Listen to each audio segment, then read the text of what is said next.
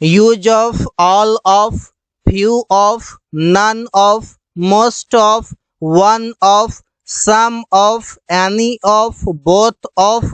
आज की इस वीडियो में जो इन सभी शब्दों में ऑफ लगा हुआ है इसका अलग अलग तरीके से प्रयोग करते हैं।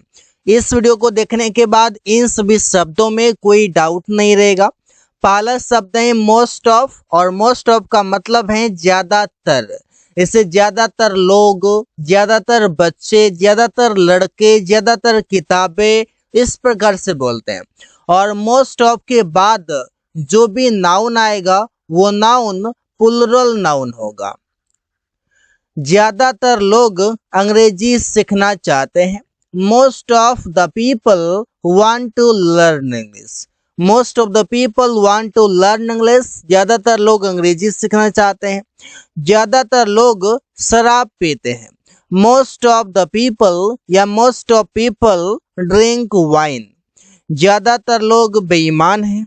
Most of the people are dishonest. ज्यादातर बच्चे नटखट होते हैं। Most of the children are naughty. यहाँ पर ज्यादातर लोग हैं, ज्यादातर किताबें, ज्यादातर कलमे, ज्यादातर लोग, अलग अलग तरीके से आप वर्ड को चेंज कर सकते हैं। और इसके बाद जो नाउन आएगा वो नाउन ध्यान रहे प्लुरल में लिखेंगे। जैसे पीपल, पीपल, पीपल, चिल्ड्रन, ये सभी प्लुरल नाउन है। अगर कोई नाउन ऐसा आता है जो प्लुरल नहीं है तो उसे प्लुरल बना। जैसे अगर ज्यादातर लड़के होगा तो बॉयज हो जाएगा, ज्यादातर किताबें होगा तो बुक्स हो जाएगा। मतलब मोस्ट ऑफ बॉयज या most of the boys, most of the books, ऐसे होगा।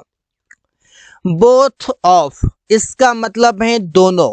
लेकिन बोथ ऑफ के बाद जो आ सकता है वो नाउन भी हो सकता है, वो प्रोनाउन भी हो सकता है, दोनों हो सकता है। और अगर प्रोनाउन आया तो प्रोनाउन का ऑब्जेक्टिव केस आएगा। अब ऑब्जेक्टिव केस क्या होता है? जैसे आई सब्जेक्टिव है तो मी ऑब्जेक्टिव है, वी सब्जेक्टिव है तो अस ऑब्जेक्टिव है, इस प्रकार से आएगा। क्या तुम दोनों किताब पढ़ रहे हो? Are both of you reading a book? हम दोनों किताब पढ़ रहे हैं। बोथ ऑफ अस मीन्स हम दोनों आर रीडिंग द बुक, किताब पढ़ रहे हैं। वे दोनों अंग्रेजी सीख रहे हैं। Both of them are learning English. अब यहाँ पर देम जो है इसका सब्जेक्टिव केस होता है दे, और दे का ऑब्जेक्टिव केस देम हो गया। तुम दोनों कार चलाना नहीं जानते हो। Both of you don't know how to drive a car. यहाँ पर बोथ ऑफ से इसे बना सकते हैं। आगे है नन ऑफ। नन ऑफ का मतलब है में से कोई नहीं। ये नन का मतलब है नहीं, तो मतलब इससे जो बनेगा कोई नहीं से। इसके बाद भी नाउन या प्रोनाउन दोनों आएगा। अमन के दोस्त में से कोई खाना नहीं खाया है। नन ऑफ अमन्स फ्रेंड्स, अमन के दोस्त में से कोई नहीं हैव ईटन फूड, खाना खाया है। उनमें से कोई नहीं मुझसे मिला है। आई हैव मेट, मैं नहीं मिला हूँ, या आई हैव मेट, मैं मिला हूँ। नन ऑफ देम, उनमें से किसी से नहीं, ऐसे भी मीनिंग आ सकता है। या उनमें से कोई नहीं हम मुझसे मिला है, ऐसे बोल सकते हैं none of them have met me. यहाँ पर चाहे तो इसे सब्जेक्ट बना करके इधर वर्ब ऑब्जेक्ट कर सकते हैं, कोई दिक्कत नहीं है। लेकिन आप चाहे तो ऐसे भी बोल सकते हैं मेरे भाई में से कोई बेरोजगार नहीं है। None of my brothers are jobless. यहाँ पर नन ऑफ माई ब्रदर्स, तो मेरे भाई में से कोई नहीं, मतलब कई सारे भाई की बात हो रही है। कोई किताबें नई नहीं है। None of the books are new. कोई किताबें मतलब कई सारे किताबों की बात हो रही है। इतना समझिए कि नन ऑफ के बाद जो नाउन आएगा वो नाउन प्लुरल नाउन होगा। सम ऑफ, सम ऑफ से मतलब है कि में से कुछ, और इसका प्रयोग किसी वस्तु के लिए करते हैं। इसके बाद भी नाउन आएगा तो वो प्लुरल नाउन होगा, या प्रोनाउन होगा तो प्रोनाउन तो जैसा भी होगा लिख सकते हैं, लेकिन नाउन प्लुरल नाउन आएगा। मेरे किताबों में से कुछ फटा है। सम ऑफ माई बुक्स, मेरे किताबों में कुछ आर टर्न फटा है।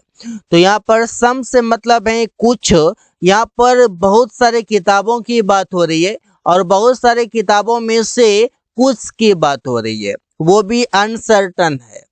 मेरे कुछ दोस्त यहाँ नहीं हैं। Some of my friends are not here, यहाँ पर हो जाएगा।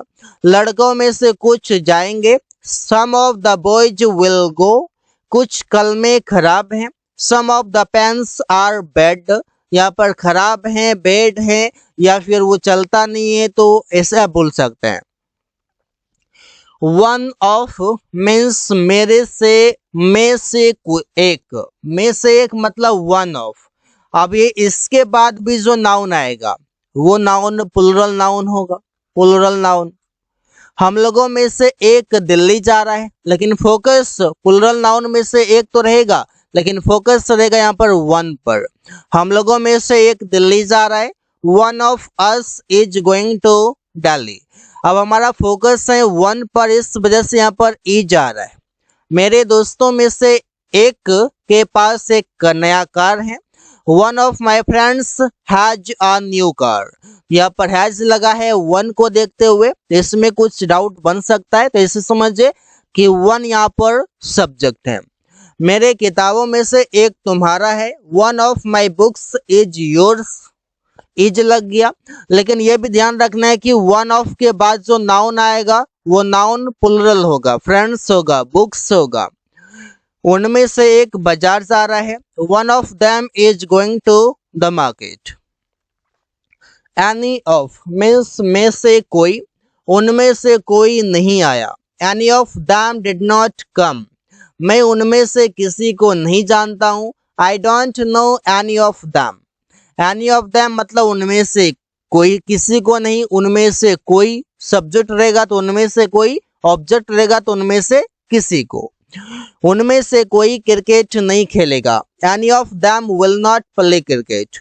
क्या उनमें से कोई खाना खाएगा? Will any of them eat food? All of का मतलब है मैं सभी, इसे वो हम सभी को अंग्रेजी पढ़ाएंगे। He will teach all of us English.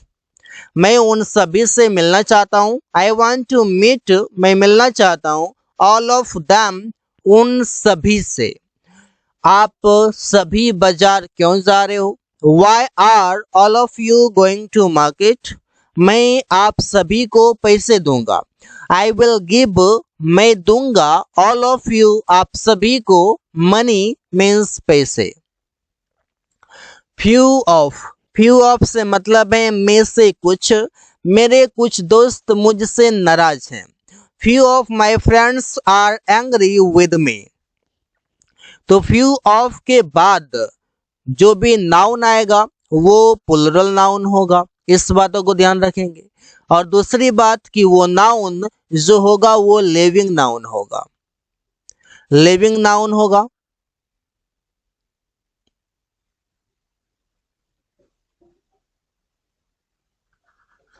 अब लिविंग नाउन क्या होता है? लिविंग नाउन मीन्स हो जाएगा कि वो सजीव होगा।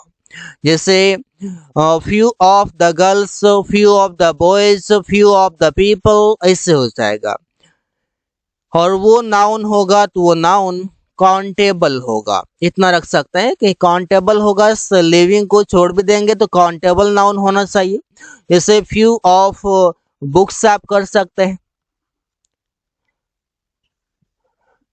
कुछ लड़के हल्ला कर रहे हैं। Few of the boys are making a noise. कुछ लड़कियां बाजार जा रही हैं। Few of the girls are going to market. और इसके बाद जो वर्ब आएगा वो भी प्लुरल होगा, जिसे आप यहाँ पर देख सकते हैं आर। कुछ लोग अंग्रेजी में बात कर रहे हैं। Few of the people are talking in English. So guys, thanks for watching, that's all for today.